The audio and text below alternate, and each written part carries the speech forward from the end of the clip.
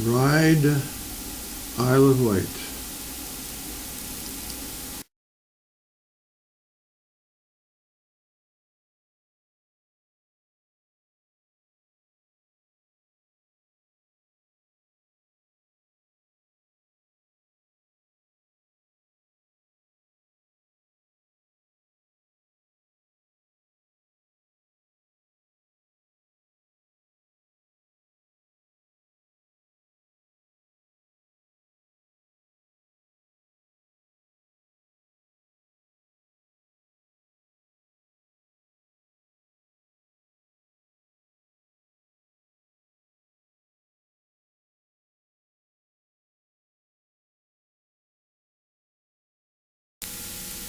I couldn't believe it when I saw a palm tree in front of the train station.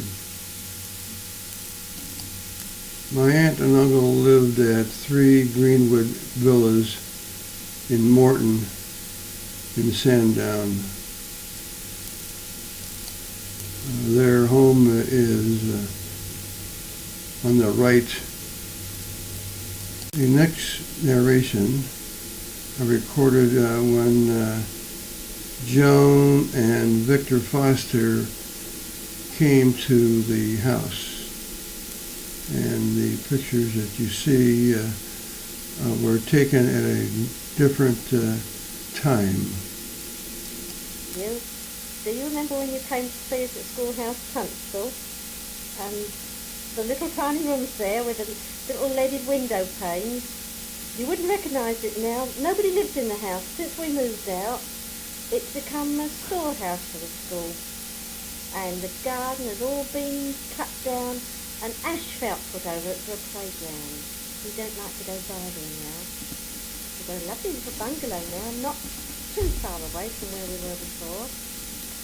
Wish you could come over and see us there. And there's a nice pub at the bottom of the road, just suits Uncle Bill nicely. Do you remember the evening we went to the little pub in the village just near? It's been altered and improved a lot. We go there quite often. And we found one which is about 400 years old. There's no electric, it's all candles and oil. So it's been so nice seeing Arthur and Dorothy. We really enjoy seeing them again.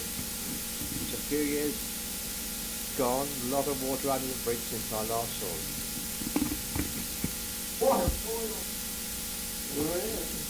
Hello, Bill and Mary.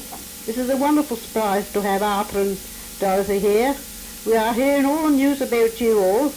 Pleased that you are keeping well, especially Mary, after her operation. What would we have given to see you both again? But still, we have been lucky to have you over here twice. We should have tried to have come over to you, but perhaps should have done if Bill hadn't been so ill. I expect Arthur will tell you all about it. We keep wondering if we should get into a smaller place, but things are so difficult to move that I don't think Bill could stand the upheaval, and we still love the surroundings here, that it makes us think.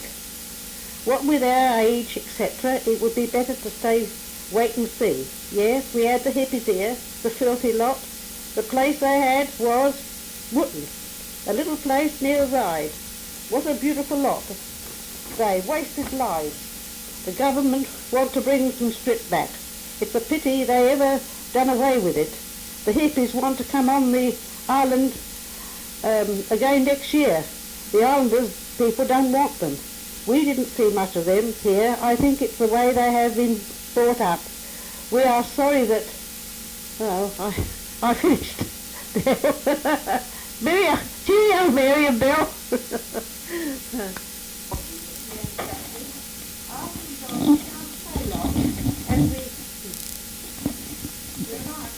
Hello, Mary, I'm here again.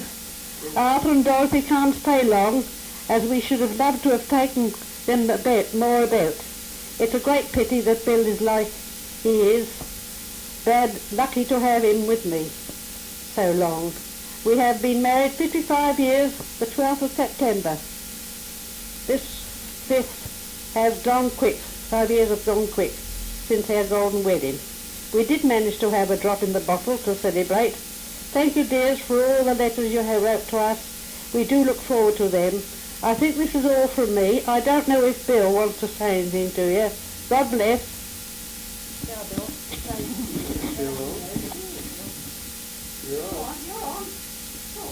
Hello.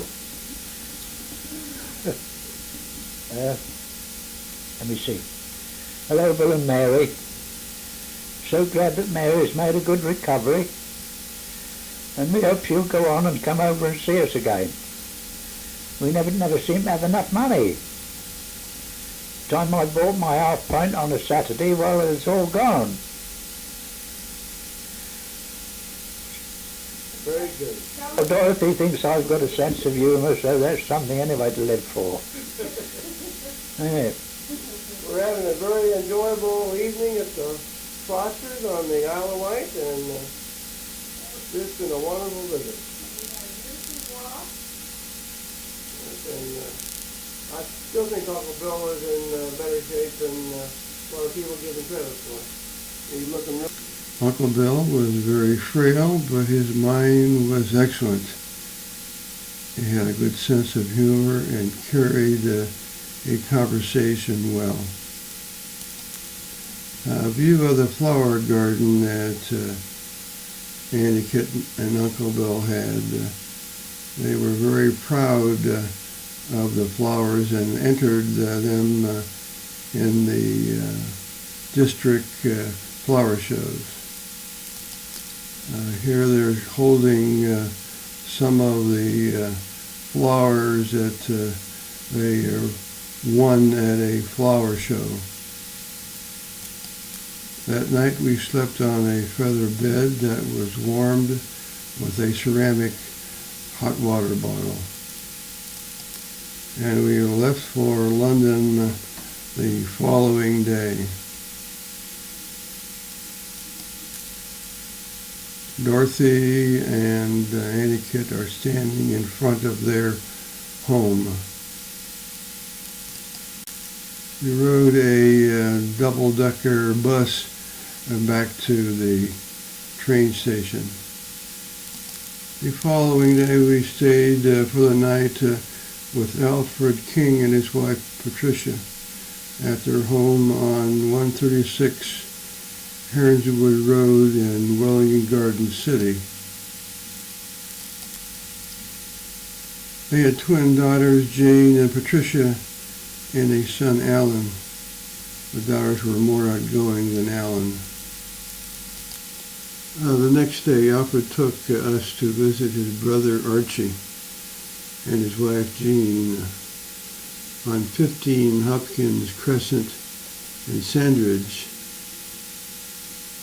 Their home was a modest two-story place in the middle of a three-terrace building. The building was built of bricks and may have been a Victorian labourer's residence. Archibald, also known as Archie, was the same age as me, and I was surprised, shocked to see how old he looked. He may have been ill because he died of a massive heart attack in '76. Jean showed us her new knitting machine that she had just purchased.